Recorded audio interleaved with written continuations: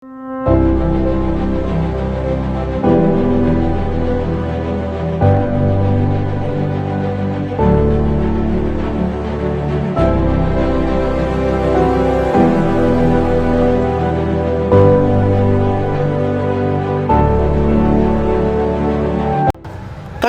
ಕುಡಿದು city bus ಚಾಲಕನೋರ್ವ ಪುಂಡಾಟ ಮೆರೆದಿರುವಂತಹ ಘಟನೆ ಮಂಡ್ಯ ನಗರದ ಕೆಎಸ್ಆರ್ಟಿಸಿ ಬಸ್ ನಿಲ್ದಾಣದಲ್ಲಿ ನಡೆದಿದೆ.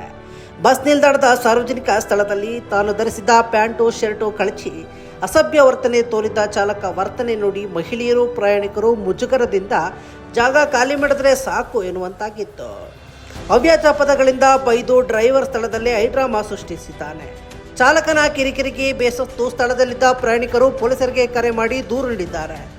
ಸ್ಥಳಕ್ಕೆ ಆಗಮಿಸಿದ ಪೊಲೀಸರು ಆತನನ್ನು ವಶಕ್ಕೆ ಪಡೆದು ಠಾಣೆಗೆ ಕರೆದೊಯ್ದು ವಿಚಾರಣೆ ನಡೆಸಿದ್ದಾರೆ. ಅಲ್ಲದೆ ಬಸ್ ನಿಲ್ದಾಣದಲ್ಲಿರುವಂತಹ ಪೊಲೀಸ್ ಶಾಖೆಯಲ್ಲೂ ಕೂಡ ಪೊಲೀಸ್ ಅಧಿಕಾರಿಗಳು ಇಲ್ಲದೆ ಖಾಲಿಯಾದಂತಹ ಘಟನೆ ಕೂಡ ನಡೆಯಿತು. ಈತನ ಪುಂಡಾಟದಿಂದ ಬಸ್ ನಿಲ್ದಾಣದಲ್ಲಿ ಕೆಲ ಕಾಲ ಆತಂಕ ವಾತಾವರಣ ನಿರ್ಮಾಣವಾಗಿತ್ತು.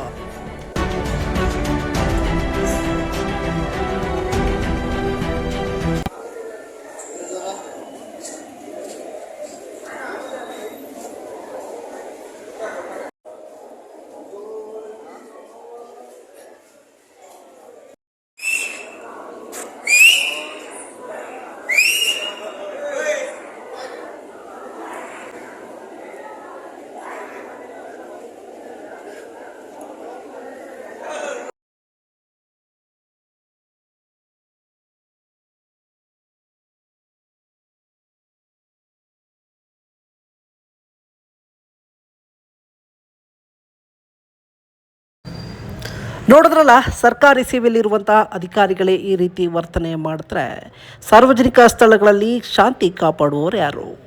ಇಂಥವರ ವಿರುದ್ಧ ಕಾನೂನು ಕ್ರಮ ಕೈಗೊಳ್ತಾರಾ ಅಧಿಕಾರಿಗಳು? ಕಾದು ನೋಡೋಣ.